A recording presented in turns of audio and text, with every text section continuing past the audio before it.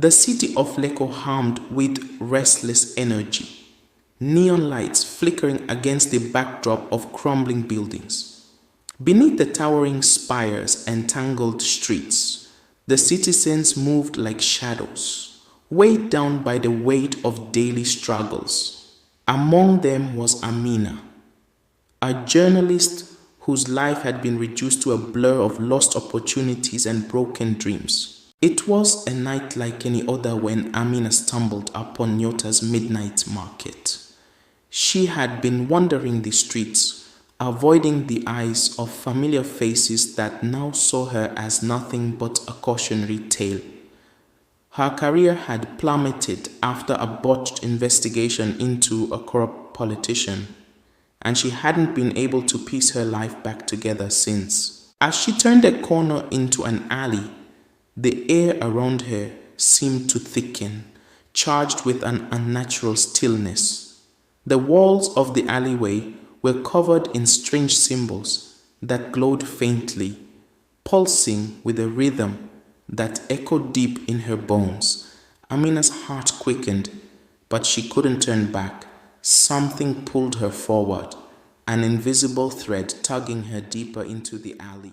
At the end of the alley, she saw a gateway of swirling mist, framed by ancient wooden posts adorned with carved faces that seemed to watch her every move.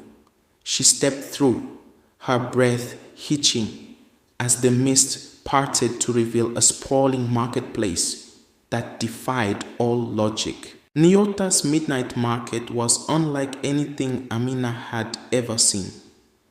It was a place out of time, where stalls made of shimmering fabric and driftwood stretched endlessly, each one manned by figures draped in robes that concealed their faces.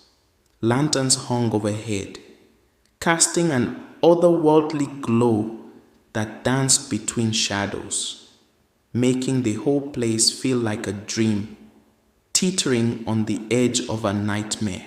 Amina's eyes widened as she took in the market's bizarre wares, bottled whispers, glowing threads of memories, jars filled with tears of unknown origin, and fragments of lost dreams. One vendor sold memories of freedom stored in tiny glass vials, their colors shifting like oil on water. Another displayed intricate sculpture made of time frozen in delicate crystalline shapes. Amina stopped at a stall draped in deep blue cloth embroidered with gold stars. Behind the table sat an old woman with eyes that shone like black pearls. Her skin was lined and weathered, a tapestry of 1,000 lifetimes. She wore a crown of dried flowers and beads, and her fingers moved with a strange grace as she arranged her wares. A collection of tiny glowing scrolls that flickered like fireflies. "What do you seek, lost one?" the old woman asked, her voice a raspy whisper that sent a chill down Amina's spine. "I am just looking," Amina replied, though she wasn't sure what she was looking for. The woman's gaze seemed to pierce through her, seeing every hidden fear and regret she carried. "What's the price?" Amina asked, her voice barely above a whisper. The old woman's smile widened. "Nothing you can't afford." The words lingered, unsettling in their simplicity. Amina hesitated, then reached into her bag, pulling out a small handful of coins, her last bit of money. The woman waved her hand dismissively. "Not that kind of price," she said. "You have already paid. The moment you stepped into this market, the transaction was made. All you need to do now is accept." Amina unrolled the warm parchment, reading about a future where she regained her reputation, pursued her passions, and achieved her dreams. Amina left the market, thinking about what she had seen. When she got home, she felt like something was wrong. The colors seemed different, the air colder. It was as if her home didn't recognize her anymore. The next day, Amina went back to her office to pitch her next big story. But the receptionist said she didn't work there, and her desk was being used by someone else.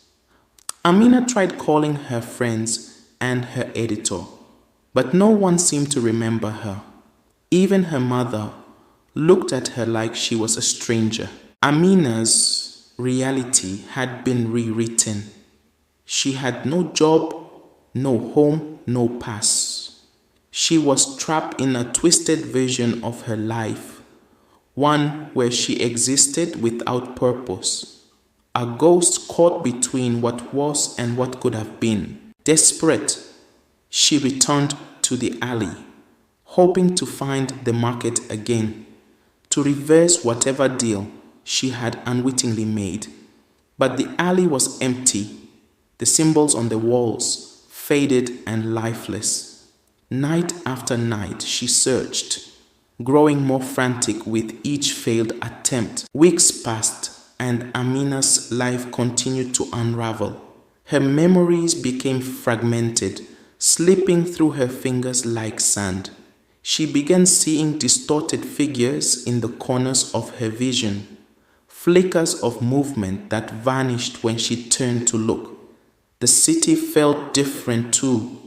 The street seemed to shift beneath her feet, leading her in circles, trapping her in an endless maze. One night, Amina found herself back in front of her old apartment building, drawn by a compulsion she couldn't explain. She hesitated, then climbed the stairs to her old unit. The door was unlocked, and she stepped inside, her breath hitching at the sight that greeted her. The room was filled with copies of herself, echoes of the life she had lost. One Amina sat at the desk, typing furiously on a laptop that sparked and flickered. Another stood by the window, staring blankly into the night.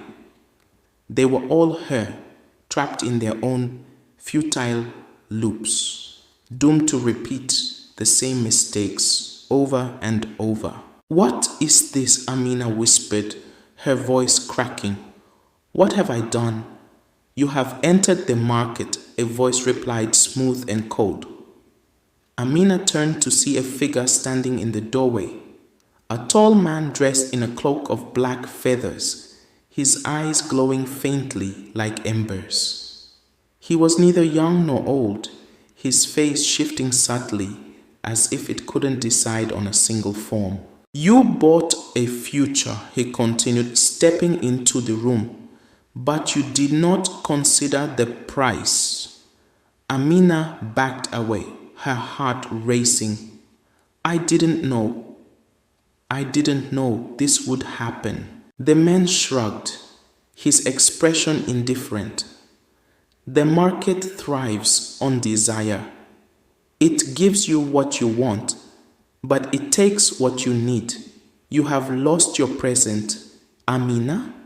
You exist only in the in-betweens, a shadow of what you could be." Tears stung Amina's eyes. She wanted to scream, to demand her life back, but she knew it would be futile. The market was a living thing, feeding on the hopes and fears of those who wandered into its grasp. She had been naive to think she could bargain with it and walk away unscathed. "Can I fix this?" Amina asked, her voice barely audible. "Can I get my life back?" The man considered her for a long moment before speaking. "There is one way. The market craves stories, but it also craves endings. If you can find the source of the market's power and destroy it, you may be able to reclaim what you've lost. But be warned, doing so will unravel everything the market has touched. The lives it has altered, the desires it has fulfilled, all will come crashing down." Amina nodded, her resolve hardening. She had lost everything already. There was nothing left to fear. She would find the heart of the market and end its twisted game, or she would die trying. The man smiled faintly, a glimmer of something like pity in his eyes. Good luck. Lost one, you will need it. With that, he vanished, leaving Amina alone with her fractured reflections. She took a deep breath, steeling herself for what lay ahead. She had a future to reclaim, and she would tear the market apart to get it. Amina returned to the alley every night, determined to find the market's entrance once more. It took weeks of searching, but eventually the swirling mist appeared and she stepped through, her heart pounding with a mix of dread and determination. The market was different this time, darker and more foreboding. The stalls were deserted, their wares abandoned and covered in a thin layer of dust. Amina moved quickly, her eyes scanning the rows for any sign of the market's source. She passed by vendors who now seemed hollow, their faces blank and unseeing. The market was dying, she realized, and it was taking everything with it. At the center of the market, she found a great tree, its roots tangled with strands of glowing memories and forgotten dreams. The tree pulsed with a slow, rhythmic heartbeat, each thump resonating deep within her chest. This was it, the heart of the market, the source of its power. Amina approached the tree. She hesitated, knowing that destroying it would mean erasing everything the market had created. But she had no choice. She reached into her pocket and pulled out a shard of a broken mirror she had found in her old apartment, one last piece of the life she used to know. With a swift motion, she dropped the shard into the heart of the tree. The world around her began to dissolve, the stalls collapsing into dust, the vendors fading into nothingness. Amina braced herself as the market's heartbeat slowed, then stopped. Silence fell, heavy and final. When Amina opened her eyes, she was standing back in the alley, the symbols on the walls now dim and lifeless. The market was gone, and with it, the strange, twisted future it had promised. Amina looked down at her hands, expecting to feel the emptiness that had haunted her since she first entered the market. But instead, she felt whole. With renewed determination, Amina headed toward the heart of the city, ready to write her own story, one where the price was hers to set and the future was hers to claim.